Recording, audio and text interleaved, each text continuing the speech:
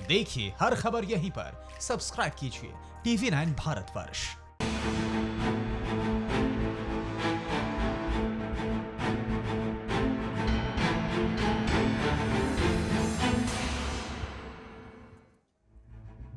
नमस्कार, मैं हूं निशांत चतुर्वेदी। फिक्र आपकी में अगले 1 घंटे तक आपको दिखाएंगे आपकी फिक्र से जुड़ी हर खबर। लेकिन सबसे पहले गौर कर लेते हैं हमारे आज के सेगमेंट्स पर। शुरुआत करेंगे फिक्र का जिक्र के साथ, फिर होगा फिक्रनामा, उसके बाद फिक्र हेडलाइंस। खबर पॉजिटिव भी आपको दिखाना जरूरी है, क्योंकि उसके बाद है जानना जरूरी है, और फिर जो है सो है। इससे पहले कि आगे बढ़े, नजर डालते हैं आज की आपकी फिक्र की खबरों पर। खेत उगले सोना, अब काहे का रोना। कोरोना काल में आ रही है सबसे बड़ी खुशखबरी। टिड्डी की आ रही है फौज, कहीं करने ना लगे मौज। सेहत के साथ आई निवाले की फिक्र। कहता है ग्राफ, कोरोना होगा साफ, आपका डर बाहर निकालने वाला विश्लेषण।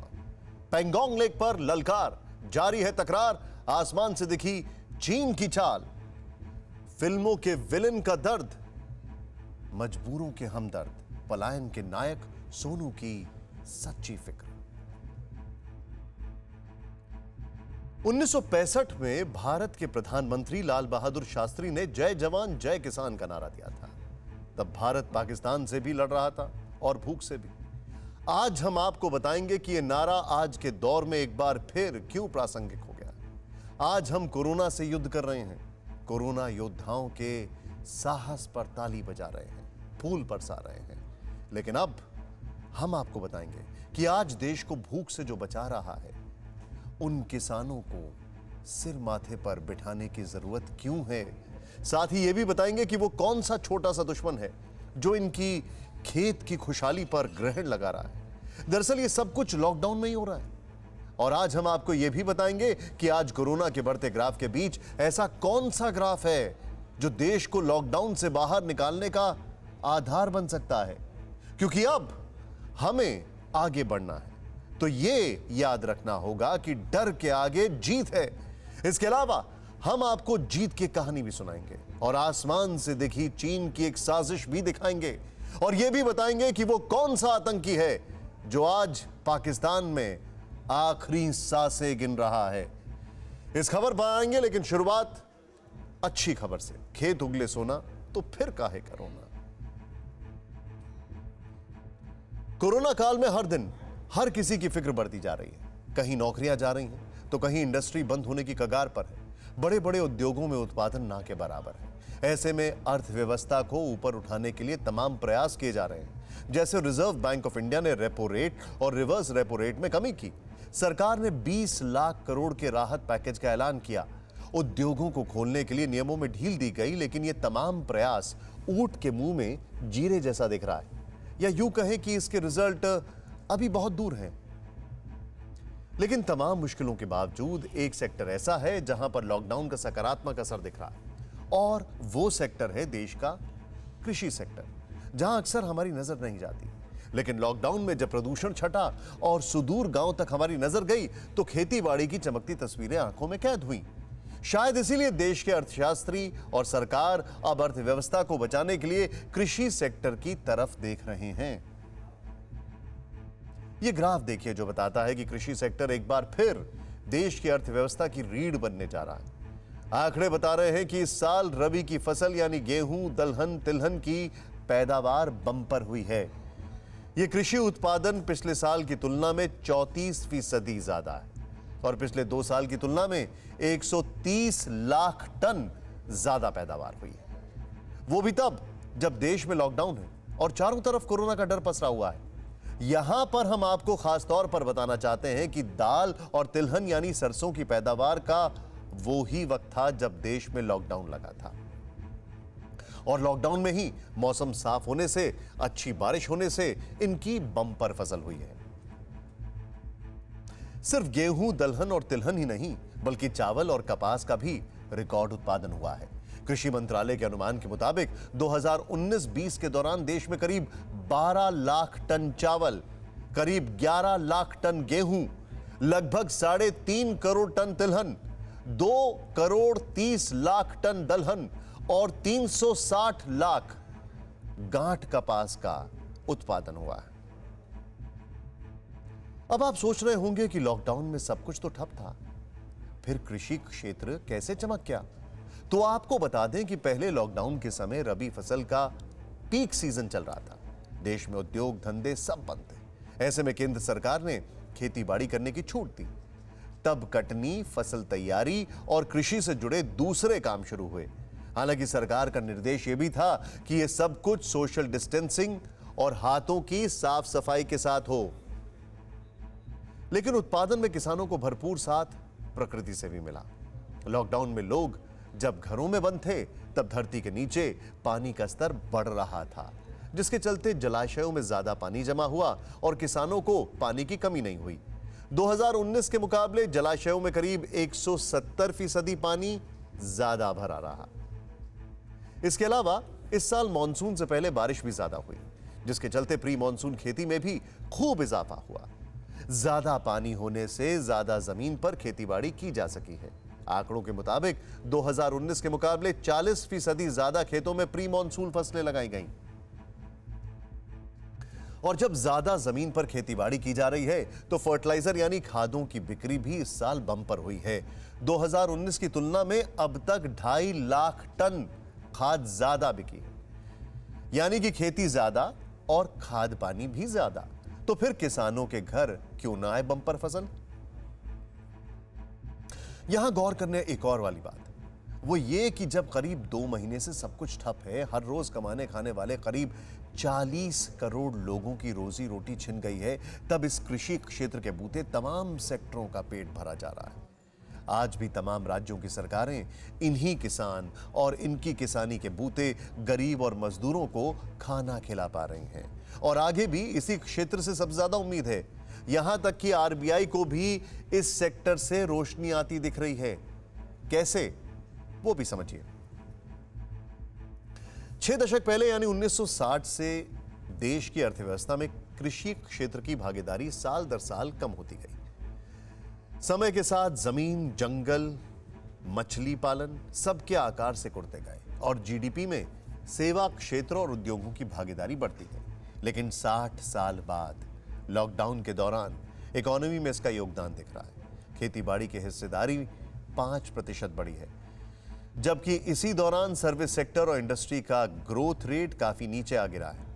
यानी कि भारत की अर्थव्यवस्था का जो आधार नेपथ्य में चला गया था, अब वो एक बार फिर लाइमलाइट में है। और आगे कृषि क्षेत्र में और मजबूती की उम्मीद है, क्योंकि देश भर में खरीफ फसलों की खेती शुरू हो चुकी है और शुरुआती सीजन में बुआई पिछले साल के मुकाबले काफी आगे चल रही है।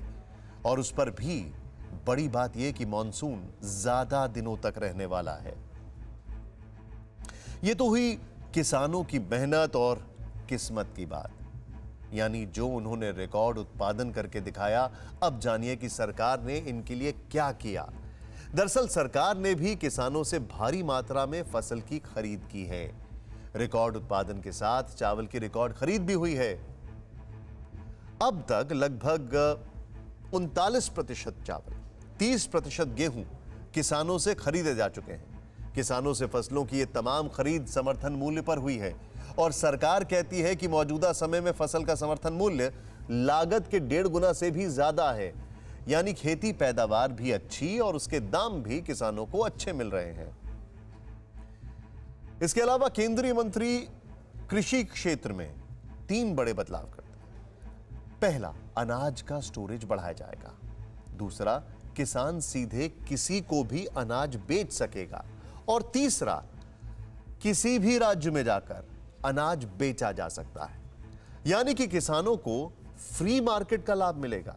इसके अलावा सरकारें किसानों के कर्ज भी माफ कर रही हैं। यानी पैदावार अच्छा होने से हाथ में पैसा, सरकार से मदद और भविष्य में अच्छी खेती की संभावना। और इस सब से ऐसा लग रहा है कि आगे भी अर्थव्यवस्था में कृषि क्षेत्र की भागीदारी और बढ़ेगी। जैसा कि वर्ष 1991 में इकोनॉमी को मजबूत करने के लिए इंडस्ट्री को बढ़ावा दिया गया था, ठीक वैसे ही मदद अब कृषि क्षेत्र को मिल सकती है। और फिर एक बार कृषि भारतीय अर्थव्यवस्था की रीढ़ बन सकती है। देश में लॉकडाउन हुआ, प्रकृति में निखार आया, मौसम चक्र सुधरा, तो फसल उम्मीद से ज्यादा हुई। लेकिन अब आगे आपको बताते हैं कि इन्हीं खेतों के वो कौन से दुश्मन हैं जिन्हें लॉकडाउन में ही पनपने का मौका मिल गया। लॉकडाउन में हमने रबी की फसल को तो संवार लिया, मॉनसून भी अच्छा रहने वाला है, लेकिन इस सब के बीच टिड्डियों को भारत में घुसने से नहीं रोक पाए, जिसके कारण खरीफ की फसल पर संकट मंडरा रहा है। कहा जा रहा है कि देश पर 26 साल बाद टिड्डियों का ऐसा भयानक हमला हुआ है। एक अनुमान के मुताबिक टिड्डियों के हमले से अब तक 90,000 हेक्टेयर फसलें उजड़ गई हैं। ये आकलन सिर्फ राजस्थान के 20 जिलों के आधार पर जारी किया गया है। आगे इस आंकड़े का बहुत ज्यादा बढ़ना तय है, क्योंकि इस वक्त राजस्थान के अलावा महाराष्ट्र, पंजाब, गुजरात, मध्य प्रदेश, छत्तीसगढ़ और उत्तर प्रदेश में टिड्डियों का झुंड फसलों और पेड़ पौधों को नुकसान पहुंचा रहा है। यहाँ तक कि दिल्ली और आसपास के इलाकों में भी टिड्डियों की दहशत है।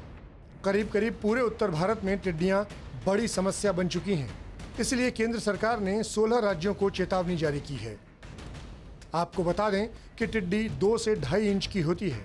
इसका झुंड एक दिन में 200 किलोमीटर तक रास्ता तय कर सकता है। टिड्डी अपने वजन से अधिक भोजन करती है।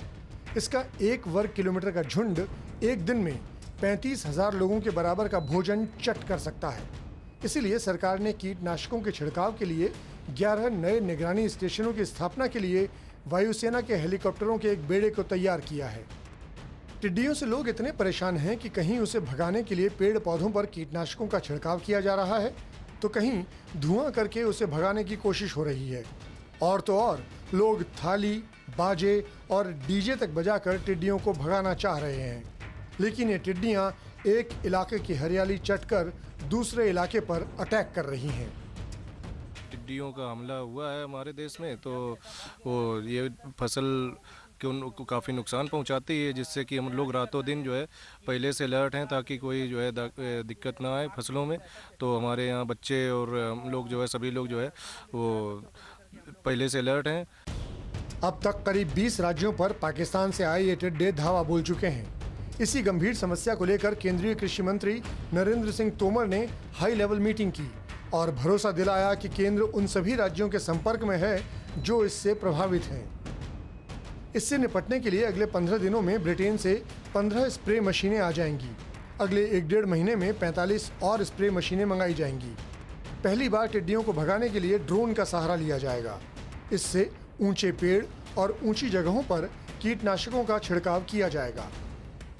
आपको बता दें कि देश के लगभग 50 जिलों में टिड्डी दलों का कहर थमता नहीं दिख रहा। इस बाबत केंद्रीय कृषि मंत्रालय के टिड्डी वार्निंग ऑर्गेनाइजेशन ने चेतावनी भी जारी की है, जिसके मुताबिक एक वयस्क मादा टिड्डी अपने 3 महीने के जीवन चक्र में 3 बार 80 से 90 अंडे देती है। ये अंडे नष्ट नहीं हुए तो एक झुंड में 4 से 8 करोड़ तक टिड्डियां प्रति वर्ग किलोमीटर में दिखाई देंगी। किसानों की खरीफ की फसल भी जुलाई, अगस्त और सितंबर के दौरान तैयार होती है, जिसे ये टिड्डी दल चट कर सकते हैं। इसलिए खाली पड़े खेतों में मॉनसून चालू होते ही उनका प्रजनन बड़े पैमाने पर होने लगेगा। खाली खेतों में अंडे देने के कारण इनकी नई नस्ल परेशानी का सबब बनेगी, क्योंकि इनके अंडे देने का क्रम 2 और महीने तक जारी रहेगा। वैज्ञानिकों ने खेतों में पानी भरकर रखने की सलाह दी है ताकि टिड्डियों के अंडे नष्ट हो सकें।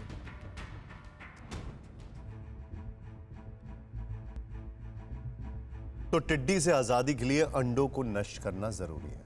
और आजादी की जब बात आती है तो बताते हैं देश को लॉकडाउन से क्यों आजाद होना चाहिए। 1 जून से देश में लॉकडाउन बढ़ेगा या खत्म होगा, लॉकडाउन में छूट मिलेगी या सख्ती फिर बढ़ेगी, सबके मन में इस तरह के सवाल हैं। इन्हीं सवालों का जवाब देने के लिए कल केंद्रीय गृह मंत्री ने राज्य के मुख्यमंत्रियों से राय ली। केंद्रीय गृह सचिव ने राज्यों के मुख्य सचिवों से बात की और शुक्रवार को दिन भर प्रधानमंत्री मोदी और गृह मंत्री अमित शाह के बीच चर्चा हुई। लेकिन फिक्र यह है कि आखिर संक्रमण के दौरान आंकड़ों की तरफ देखकर हम कब तक लॉकडाउन के बारे में सोचते रहेंगे। क्या लॉकडाउन 5 की जरूरत है या फिर नहीं, और अगर है तो इसका स्वरूप क्या होगा। क्योंकि शुक्रवार को 24 घंटे में कोरोना से रिकवर हुए लोगों की संख्या 3,414 दर्ज की गई है। जबकि इसके मुकाबले इसी 24 घंटे में 7,466 नए केस भी दर्ज किए गए हैं, जो इशारा है कि केस भले ही हर दिन बढ़ रहे हैं, लेकिन उसके तकरीबन आधे केस संक्रमण से रिकवरी भी दिख रहे हैं। अब सोचने का तरीका बदलिए, जिससे लॉकडाउन पार्ट 4 में भारी छूट मिलने के बाद संक्रमित बढ़ रहे हैं। उस आंकड़े को देखकर डरने की जरूरत नहीं है।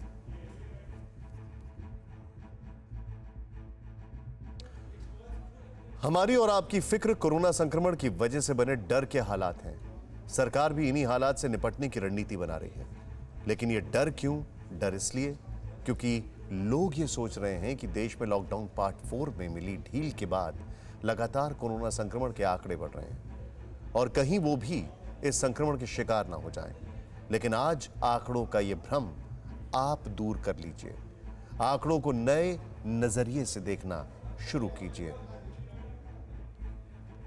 आप ग्राफ में जो देश में 1,67,000 से ज्यादा संक्रमितों का आंकड़ा देख रहे हैं, यह आपको देखने में बहुत बड़ा लगेगा, लेकिन यह आंकड़ा 31 जनवरी से लेकर आज तक के कुल केस का है और यही आंकड़ा आपको डरा रहा है।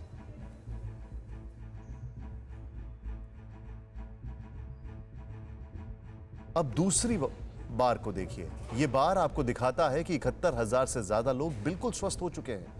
और अब देखिए आखिरी और तीसरा बार, जो दिखाता है कि अब कोरोना के मरीज कितने बचे हैं। अब करीब 91,000 ही संक्रमित मरीज हैं। अब तीनों बार को देखिए, कहां 1,67,000 का आंकड़ा है और कहां करीब 91,000 की संख्या।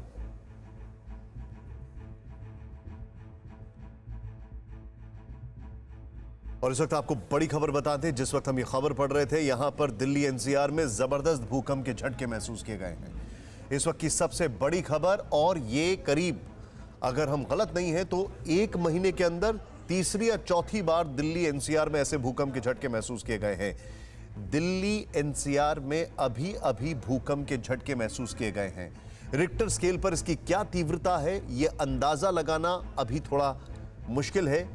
थोड़ी देर में पता लगेगा। लेकिन आपके सामने इस वक्त की बड़ी खबर, और बड़ी खबर यह है कि दिल्ली एनसीआर में भूकंप के झटके महसूस किए गए हैं। और जानकारी यह भी आ रही है कि अभी हर तरफ जो लोग हैं वो घर के बाहर निकलना शुरू हो गए। लोगों के अंदर एक आपाधापी देखने को मिली, क्योंकि दिल्ली एनसीआर में तेजी से भूकंप के झटके महसूस किए गए।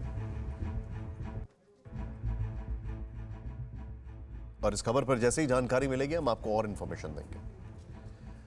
अब आप ये सोच रहे होंगे कि 91,000 से ज्यादा संक्रमितों का आंकड़ा भी कम नहीं होता है, तो आपको यह भी सोचना चाहिए कि देश की आबादी भी दूसरे मुल्कों के मुकाबले कई गुना है। यह देश एक तो 35 करोड़ लोगों का है, फिर भी आपके सामने आंकड़ों के भ्रम को हम आंकड़ों से ही तोड़ने की कोशिश करते हैं। देश में भले ही 1,67,000 से ज्यादा संक्रमितों के आंकड़े दिख रहे हों, लेकिन इसमें एक्टिव केस इस संख्या के 54% से कुछ ही ज्यादा है, जबकि रिकवरी रेट 42% से ज्यादा है।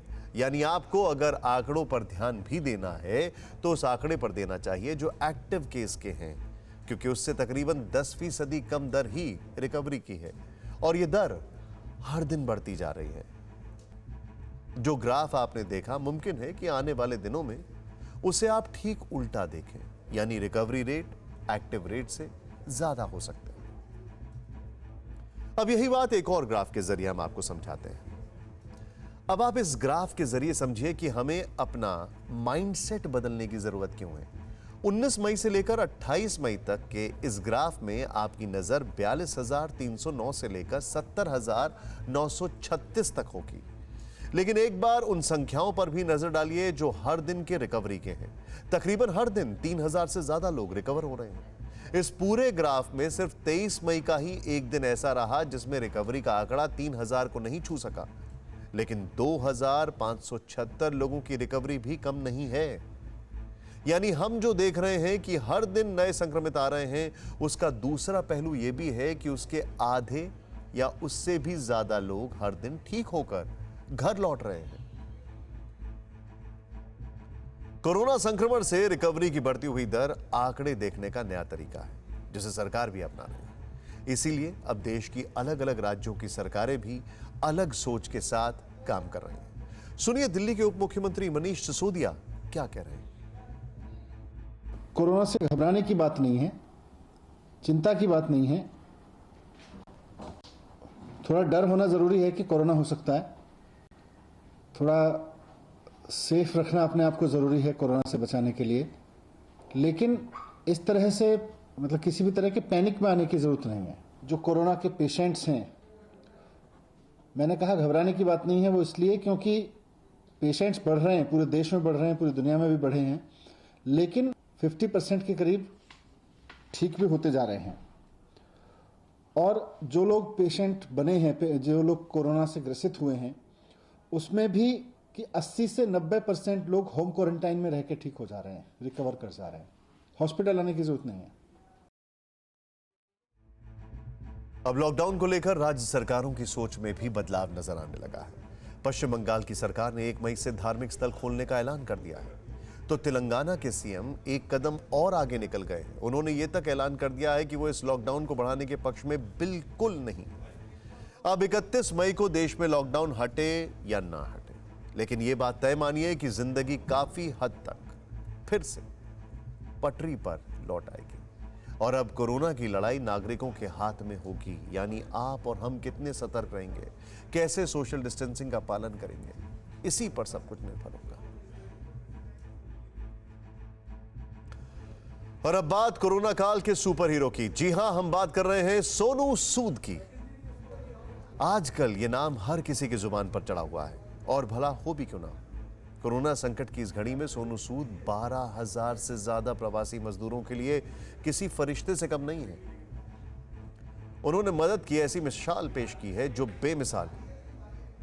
इस खबर को दिखाने से पहले आपको बता दें, इस वक्त जो सबसे बड़ी खबर हमारे सामने चल रही है वो ये है कि दिल्ली एनसीआर में जबरदस्त भूकंप के झटके महसूस किए गए हैं, और बहुत तेजी से भूकंप के झटके महसूस किए गए, और रिक्टर स्केल पर इसकी तीव्रता जो थी वो हम आपको बताएंगे। पीयूष पांडे हमारे साथ है। पीयूष, पूरी खबर बताएं। ये निशांत 4.6 रिएक्टर स्केल पर ये तीव्रता नापी गई, और 16 किलोमीटर इसका जो है केंद्र था, जो हरियाणा के रोहतक में था, और इसी वजह से जो झटके हैं एनसीआर में बहुत तेजी से लगे हैं। और अभी जो है इसकी पूरी सूचना मौसम विभाग की ओर से जारी की गई है, और जो आईएमडी विभाग है उसने स्पष्ट तौर पर कहा है कि ये भूकंप के झटके इसलिए तेज लगे एनसीआर में क्योंकि जो केंद्र था वो रोहतक के पास हरियाणा में था, जो बहुत ही करीब है एनसीआर के। इसी वजह से ये झटके ज्यादा तेज महसूस किए गए। हालांकि रिएक्टर स्केल था। पीयूष, आप बहुत बड़ी बात बता रहे हैं, इस वक्त अपने दर्शकों को बताना चाहेंगे रिक्टर स्केल पर इसकी तीव्रता 4.6, रोहतक हरियाणा, और वो भी सिर्फ 16 किलोमीटर अंदर। यानी कि ये रोहतक की अगर बात करें वो आबादी वाला इलाका है, अगर वहां पर ऐसा भूकंप आया है तो ये चिंता का विषय बन जाता है। बहुत बड़ी खबर है ये, बताइए मुझे। जी निशान, रोहतक जो है वो बिल्कुल करीब है एनसीआर के, और इसी वजह से जो तीव्रता थी 4.6 थी, इसके बावजूद जो झटके थे वो काफी महसूस किए गए। और जो केंद्र था वो जमीन के अंदर जो मापी गई है वो 16 किलोमीटर की दूरी है, और इसी वजह से चूंकि हरियाणा में रोहतक बहुत करीब है एनसीआर के, दिल्ली में और इसके झटके गाजियाबाद में महसूस किए गए, और इसके अलावा हरियाणा में तो महसूस ही किए गए, और आसपास के जो क्षेत्र हैं, राजस्थान के जो करीबी क्षेत्र हैं जो रोहतक के करीब हैं, वहां भी महसूस किए गए। और इसकी आपकी अभी तक पीयूष क्या जानकारी, आपके पास क्या बातचीत हुई है किसी से? क्योंकि अगर 15 सेकंड भूकंप के झटके महसूस किए गए, वो भी रिक्टर स्केल पर 4.6, यानी कि भूकंप को नापते वक्त 3 चीजें देखी जाती है। पहला ड्यूरेशन, दूसरा बल्कि सबसे पहले इंटेंसिटी, फिर दूसरा देखा जाता है ड्यूरेशन, और तीसरा कि वो एग्जैक्ट लोकेशन कहां है। तो ये लोकेशन जो है ये चिंता का विषय बन गई है, और 15-16 सेकंड कम नहीं होता है, और वो भी 4.6, सिर्फ 16 किलोमीटर अंदर। ये बहुत बड़ी खबर है। जी बिल्कुल निशांत, लेकिन अभी तक कोई ऐसी सूचना नहीं आई है जो जिसमें कहा गया हो कि कोई हताहत हुआ है भूकंप की वजह से। जाहिर सी बात है वो इंफॉर्मेशन आने में कम से कम नहीं होगा तो 45 मिनट लगता है मिनिमम वो आने में, और अभी ये कुछ क्षणों पहले की खबर है। बहुत बड़ी खबर है, और इस जानकारी के लिए आपका बहुत बहुत शुक्रिया। और ये जो इस वक्त हम आपको जानकारी दे रहे हैं, अपने दर्शकों को बता दें, रात 9:08 पर ये अब से कुछ ही क्षणों पहले रिक्टर स्केल पर 4.6 की तीव्रता वाला भूकंप, जो कि सिर्फ जमीन से 16 किलोमीटर अंदर, एपिसेंटर रोहतक। अब रोहतक जो एपिसेंटर है वो चिंता का विषय है। हालांकि टेक्टोनिक स्केल पर अगर जिस प्लेट की अगर बात करें तो वो अगर मैं गलत नहीं हूं तो 4 नंबर इसकी रैंकिंग होती है जहां पर वो आता है, और ये एक जो पूरा एरिया है और ये अपने आप में एक चिंता का विषय है। जानना चाहेंगे कि अभी इसमें और क्या क्या इंफॉर्मेशन मिल रही है, लेकिन इस वक्त की ये सबसे बड़ी खबर आपकी स्क्रीन पर।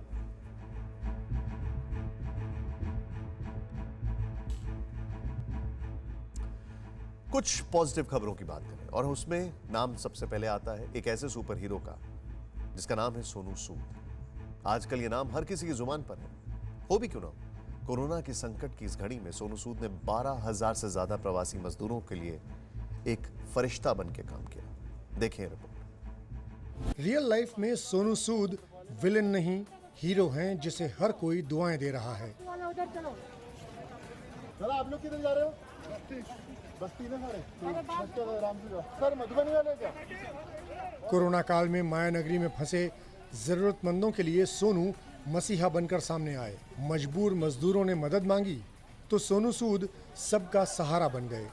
उन्हें वापस घर पहुंचाने के लिए बसों का इंतजाम कराया। अरे हम लोग इधर फंसे हुए थे दो महीने से, कुछ काम धंधा है नहीं, तो उन्होंने हम लोग के लिए कुछ बसें के बंदोबस्त किए हैं। वैसे तो बॉलीवुड के कई कलाकारों ने मजबूरों की मदद के लिए हाथ बढ़ाया है, लेकिन संकट की इस घड़ी में सोनू ग्राउंड जीरो पर दिख रहे हैं। फैमिली के साथ हम यहाँ फंसे हुए थे, अब जा रहे हैं। नायक बने इस फिल्मी खलनायक ने मदद के लिए कई तरीके निकाले हैं। हम लोग घर जा रहे हैं, इतने दिन से यहाँ पे फंसे हुए थे।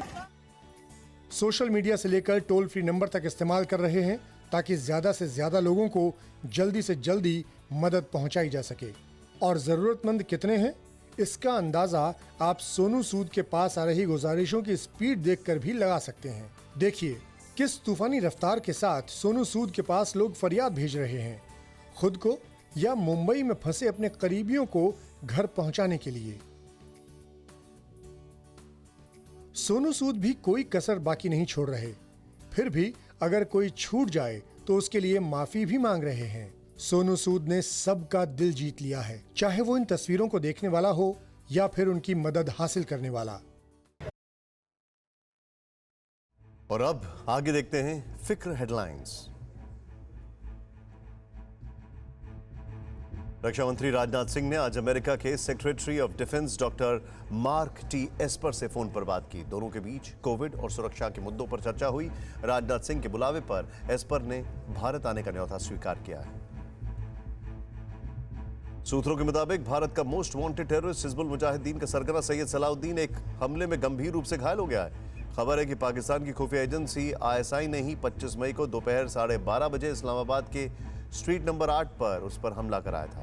TRF को तवज्जो मिलने से सलाउद्दीन ISI से नाराज था।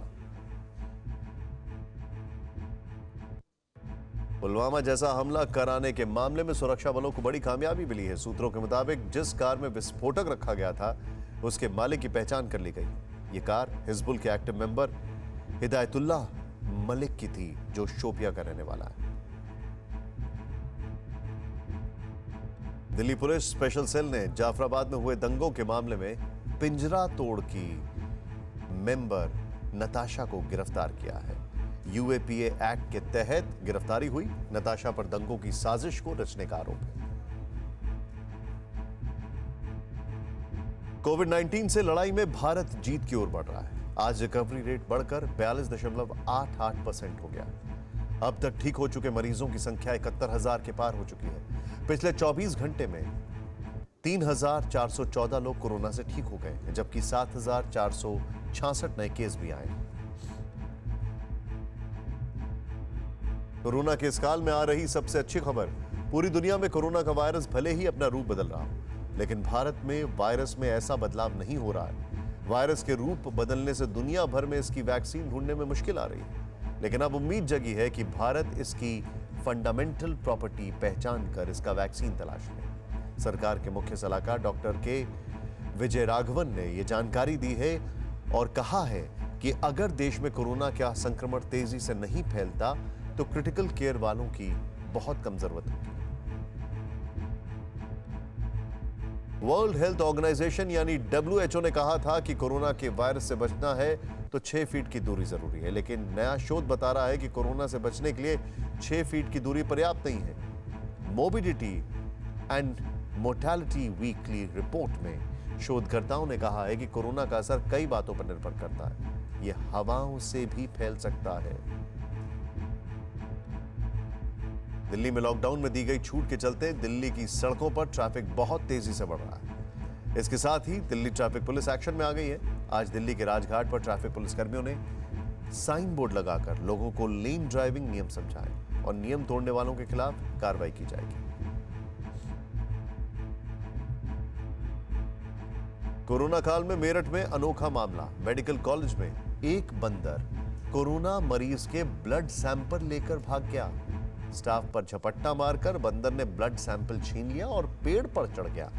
तमाम कोशिशों के बावजूद बंदर से सैंपल वापस नहीं ले पाए तो स्टाफ को कोरोना मरीजों से फिर से सैंपल लेने पड़े। ये सैंपल मरीजों के इम्यूनिटी टेस्ट के लिए लिए गए थे। कुछ दिनों से हम अपने शो में चीन की चर्चा कर रहे हैं और इस फिक्र से आपको लगातार अपडेट कर रहे हैं कि चीन किस तरह की साजिश रच रहा है। आज एक बार फिर आपको चीन की साजिश दिखाते हैं और बताते हैं कि इस साजिश से क्यों नहीं डरना चाहिए। पहले देख लेते हैं सैटेलाइट तस्वीरों में छिपी फिक्र। ये लद्दाख की पैंगोंग झील की सैटेलाइट तस्वीर है। ये कुछ साल पहले ली गई थी, जिसमें साफ दिख रहा है कि यहां पर कोई भी स्थायी ढांचा नहीं है। लेकिन अब ये सैटेलाइट से ली गई ताजा तस्वीर देखिए। इसमें झील के पास 2 स्ट्रक्चर नजर आ रहे हैं, एक छोटा स्ट्रक्चर, दूसरा बड़ा स्ट्रक्चर। ये दोनों स्ट्रक्चर चीन के हैं और उसकी सेना PLA यानी पीपल्स लिबरेशन आर्मी के। अब इसे एक स्केच से समझाते हैं। इसमें पैंगोंग लेक के 12 पॉइंटर नजर आ रहे हैं, जिन्हें 12 फिंगर कहा जाता है। उनमें से फिंगर 1 से लेकर फिंगर 8 तक भारत के हिस्से में है और अभी हमने चीन का जो स्ट्रक्चर दिखाया वो फिंगर 4-5 के बीच में है, यानी चीन LAC से काफी अंदर आ चुका है और अब वो और भी अंदर फिंगर 2 तक आना चाहता है। साफ है चीन युद्ध के लिए उकसा रहा है और अपने हथियार दिखा रहा है, लेकिन ये सब करने से पहले चीन को याद करना चाहिए उस राइफलमैन को जिसने अकेले 3 दिन मोर्चा संभालकर 300 चीनी सैनिकों को ढेर कर दिया था।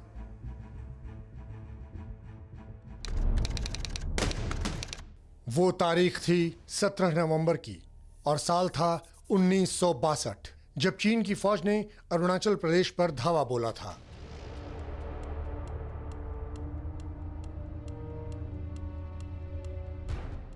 यह हमला अचानक था और मुकाबला गैर बराबरी का। चीन के सैकड़ों फौजी हिंदुस्तान की छोटी सी टुकड़ी पर टूट पड़े। चीनी सेना हर मोर्चे पर हावी होने लगी और भारतीय सेना ने नूरानोंग में तैनात गढ़वाल यूनिट की 4थी बटालियन को वापस बुलाने का आदेश जारी कर दिया। इस आदेश के बाद गढ़वाल यूनिट की पूरी बटालियन वापस लौट गई, लेकिन लांस नायक त्रिलोक सिंह नेगी, राइफलमैन जसवंत सिंह और गोपाल सिंह गोसाई ने देश की सेवा के लिए सेना से गुस्ताखी करना मंजूर किया। चीनी सैनिकों को चुन चुन कर मारने का फैसला किया।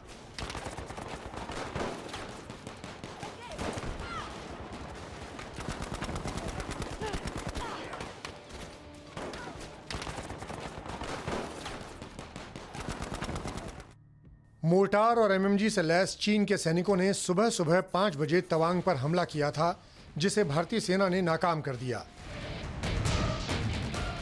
लेकिन इसके बाद दुश्मन के घातक हथियार सरहद के सिपाहियों पर भारी पड़ने लगे।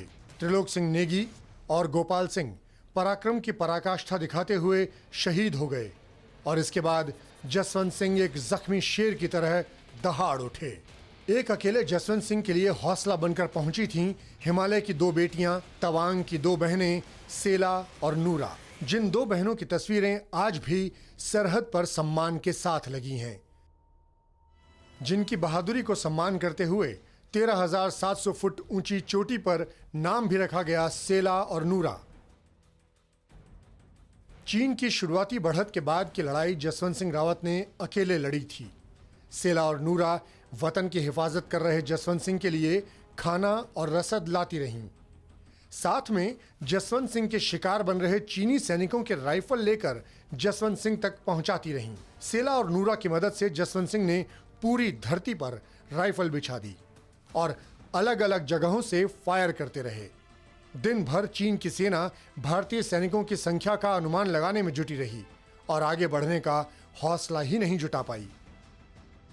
रात में जसवंत सिंह ने दूसरी चाल चली। उन्होंने याक और भेड़ों के गले में लालटेन लटकाए, जिसे देखकर दूर से नजरें जमाए बैठे चीनी सैनिक घबरा उठे। उन्हें भारतीय जवानों का बड़ा जत्था नजर आने लगा। उनकी आगे बढ़ने की हिम्मत जवाब दे गई। इस जंग में चीनी सैनिक रुक रुक कर हमला करते रहे और जसवंत सिंह ने 3 दिन के अंदर अकेले ही 300 से ज्यादा चीनी सैनिकों को मार गिराया। जसवंत सिंह को तो चीनी सैनिक नहीं रोक पाए, लेकिन 2 बहनों सेला और नूरा को पकड़ने के लिए दुश्मन ने सारी ताकत झोंक दी। आखिर चौथे दिन दुश्मन कामयाब हो गए। 2 बहनों में से एक बहन सेला चीन के हत्थे चढ़ गई। 3 दिन तक चीनी सेना समझ ही नहीं पाई कि हिंदुस्तान की ओर से मोर्चे पर सिर्फ 1 सिपाही और 2 बहनें तैनात हैं। जब अकेले सिपाही ने 300 से ज्यादा दुश्मनों को ढेर कर दिया तो उनकी घबराहट बढ़ती गई। लेकिन सेला को पकड़ने के बाद दुश्मन खूंखार हो उठा। दुश्मन एक बार फिर भारी पड़ा और सीधी लड़ाई में दोनों बहनें मारी गईं और जसवंत सिंह भी शहीद हो गए। एक ऐसी शहादत जिसने एक राइफलमैन को अमर बना दिया, तवांग का भगवान बना दिया, सेना की शक्ति का स्रोत बना दिया। इस जंग में 3 इंसानों ने जान की बाजी लगा दी और तीनों की शहादत के साथ ही इनके शौर्य का किस्सा भी दफन हो गया। सेना ने तब शायद तीनों को भगौड़ा मान लिया होगा, लेकिन जब चीन से जंग थमी तब चीनी सैनिकों को कब्र तक पहुंचाने वाले जसवंत सिंह की कहानी भी सामने आई चीन से। युद्ध के बादल छंटे तो चीन के सैनिकों ने वो पराक्रम बयां किया जो 62 की लड़ाई में महावीर चक्र का हकदार बन गया। ये चीन की सेना ने ही बताया कि 3 दिन की जंग के बाद जब उन्हें मोर्चे पर अकेले जसवंत सिंह रावत मिले तो उनका गुस्सा फूट पड़ा। 300 सैनिकों की मौत की खीज में वो राइफलमैन के शहीद होने के बावजूद हैवानियत पर उतारू हो गए। राइफलमैन जसवंत सिंह का सिर काटकर साथ ले गए। लेकिन जब युद्ध के बादल थमे तो चीन ने ससम्मान पीतल से बना जसवंत सिंह रावत का सिर लौटाया और उस बहादुर की बहादुरी बयां की। तवांग में आज भी उस अमर शहीद के सिर की वो रेप्लिका रखी है जिसकी सेना पूजा करती है।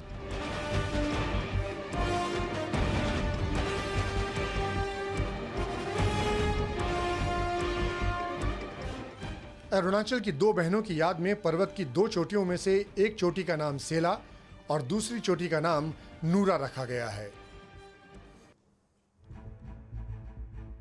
हमारा एक हजारों से ज्यादा मजबूत है।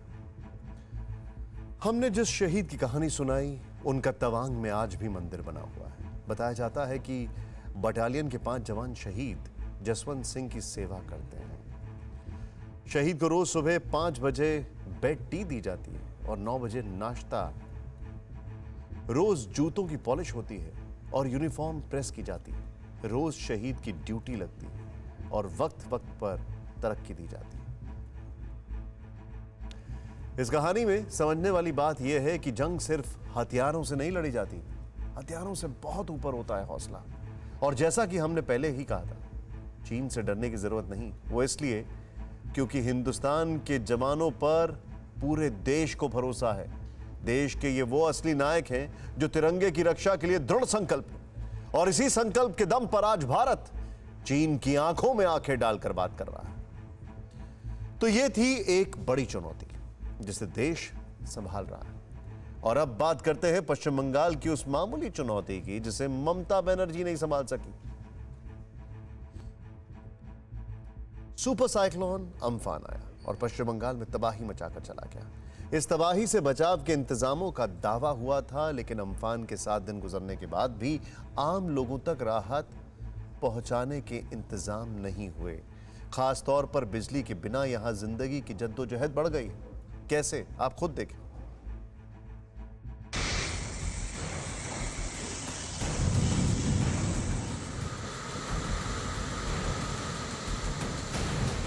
पश्चिम बंगाल के तट से टकराया सुपर साइक्लोन अम्फान तबाही लेकर आया और चला गया।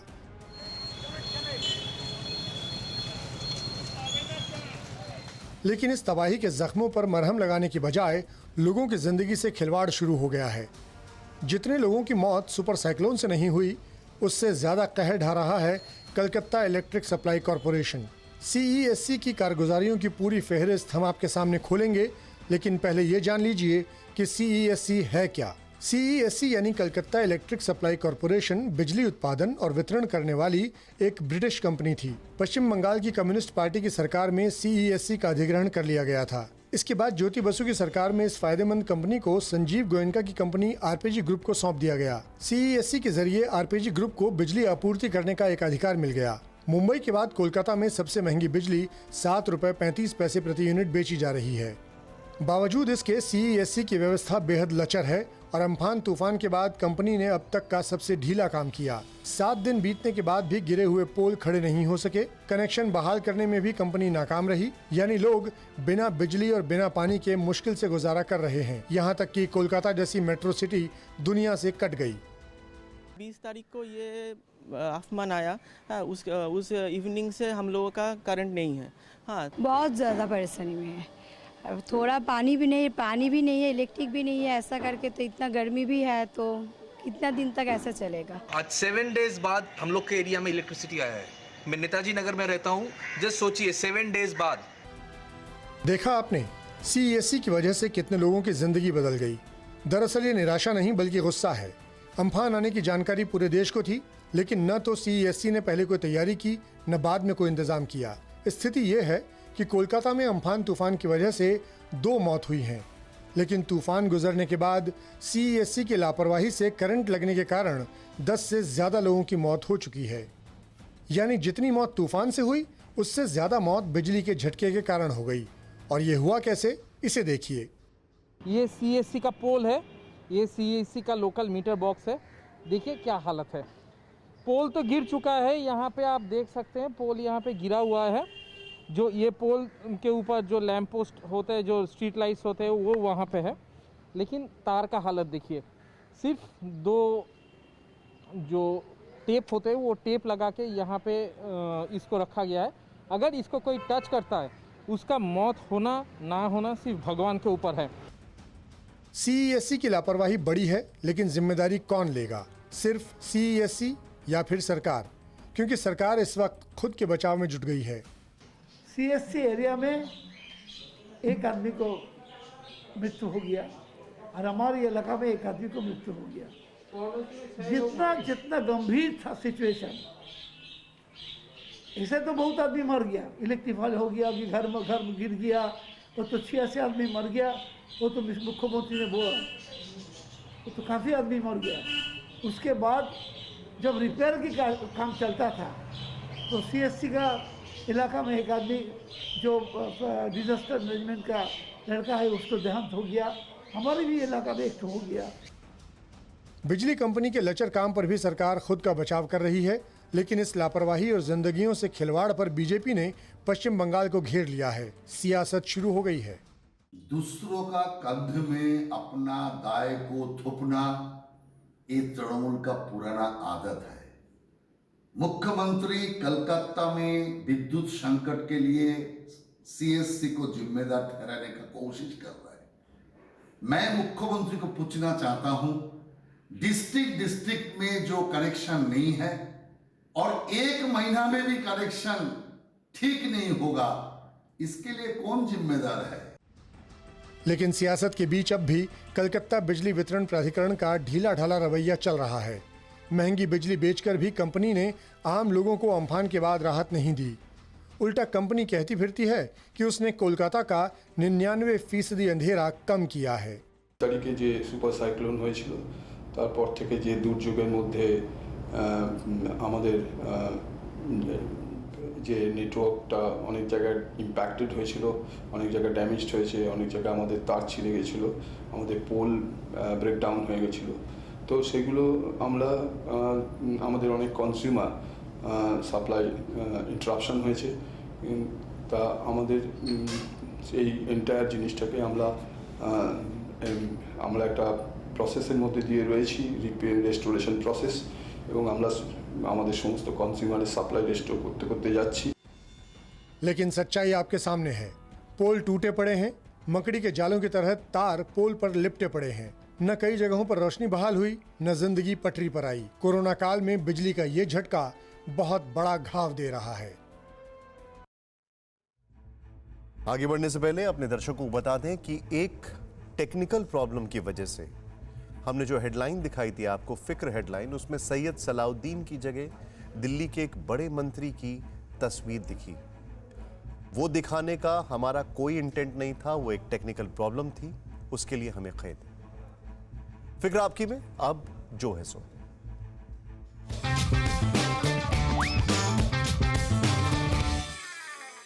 अब तो खुल रहा है लॉकडाउन, धीरे धीरे आहिस्ता आहिस्ता, लेकिन संक्रमण और संक्रमित हो जाने का डर और वहम उतनी ही तेजी से बढ़ता जा रहा है। जब डर बेवजह हो तो उसे वहम कहते हैं, लेकिन क्या कीजिए, जब कोरोना ने T20 स्टाइल में बैटिंग शुरू कर दी है तो जो बॉलर अभी फील्डिंग कर रहा है उसको भी हर गेंद पर चौके छक्के पड़ना जैसे तय लग रहा है। पहले भी दिन में एक आध बार छींक और खांसी आती थी, पर अब जरा सी खारिश होती है तो दिल बोलता है कहीं ये वो तो नहीं। मैंने अपने एक दोस्त को फोन किया, कहा यार हो तो नहीं गया होगा। बोला ऐसा क्यों सोचते हो, कुछ महसूस हो रहा है क्या? मैंने कहा यार कोई सिम्टम तो नहीं है, लेकिन देख रहे हो ना केसेस कैसे बढ़ते जा रहे हैं। बोला दिमाग की शांति के लिए टेस्ट करा लो। मैंने कहा पॉजिटिव आया तो शांति क्रांति में बदल जाएगी। बोला क्वारंटाइन कर लेना। मैंने कहा यार कैसे कटेंगे 14 दिन, पता नहीं घर में रहूंगा कि अस्पताल में। और जिन्होंने टेस्ट नहीं करवाया, खुद को स्वस्थ समझ रहे हैं, उनकी निगाहें भी तो कुछ कहती हुई सी लगेंगी। कितना टीवी मोबाइल करूंगा यार, सजा हो जाएगी। बोला तो बस फिर तय कर लो, दिक्कत अभी ज्यादा है या बाद में ज्यादा होगी। सिम्टम नहीं है तो सिंपल रहने में भलाई है, क्योंकि हर सजा में मजा है और हर मजा में सजा। मैंने कहा कह तो ठीक रहा है, लेकिन ऐसा करके कहीं मैं कोरोना कुरियर तो नहीं हो जाऊंगा। बाकी तो जो है सो है।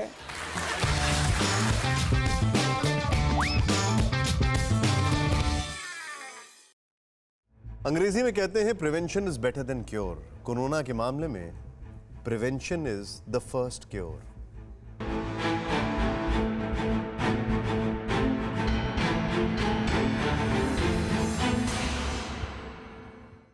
परवाह देश की, सोमवार से शुक्रवार रात 10 बजे TV9 भारतवर्ष पर।